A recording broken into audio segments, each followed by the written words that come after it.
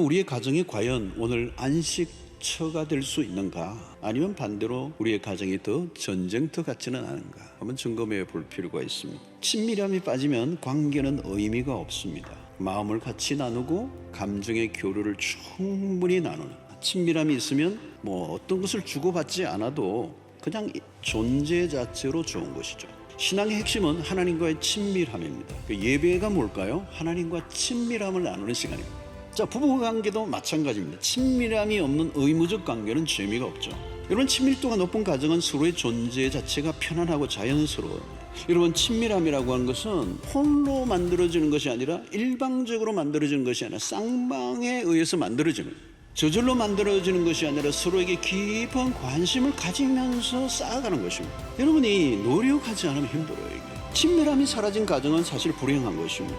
불행한 가정은 문제가 터질 때마다 특징이 있어요. 서로에게 책임을 전가하는 것입니다. 상대에게 모든 것을 떠넘기는, 책임을 넘기는 이 태도는 아담의 후예임을 입증하는 것입니다. 이런 건강한 가정은 어떤 문제가 생길 때마다 책임을 서로 지려고 하는 것입니다. 매우 이게 중요해요. 내가 부족해서 그랬다. 여러분, 사랑의 다른 말은 뭔가요? 책임을 지는 것입니다. 이기적인 사람은 책임을 지지 않죠. 각자에게 지워진 책임은 결코 작은 것이 아니죠. 부부는 가정 안에서 서로에 대한 책임을 지는 것보다 우선적인 거 없습니다. 이게 성경의 원리예요.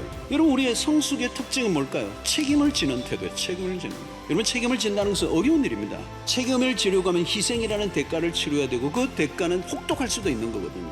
여러분, 가정이 살려고 하면 상대 탓이 아니라 내 탓이라고 해야 문제가 풀려요. 서로 대신 짐을 지려고 하는 관계는 실패하지 않습니다. 아담은 죄를 증가했습니다. 그러나 그리스도는 인간의 죄를 자신에게 증가하고 십자가에 죽으셨습니다. 여러분, 부부관계 안에서 숨기는 것들이 있기 시작하면 관계는 틀어지기 시작합니다. 여러분, 부부관계가 친밀해지려고 하면 답은 딱 하나예요. 정직해지는 겁니다.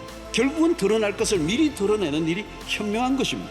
여러분, 부부관계 속에 가장 위험한 것 중에 하나는 의심이 찾아오는 겁니다. 의심. 이건 보통 무서운 게 아니에요.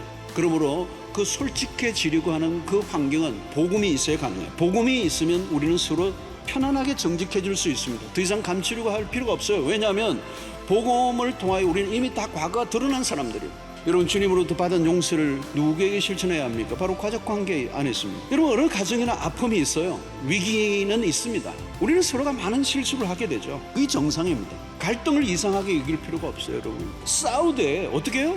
지혜롭게 싸워야 돼요. 지혜롭게. 털어졌다 할지라도 그것이 끝이 아니라 얼마든지 회복될 수 있다는 사실을 믿어야 합니다. 특별히 복음을 초대하세요.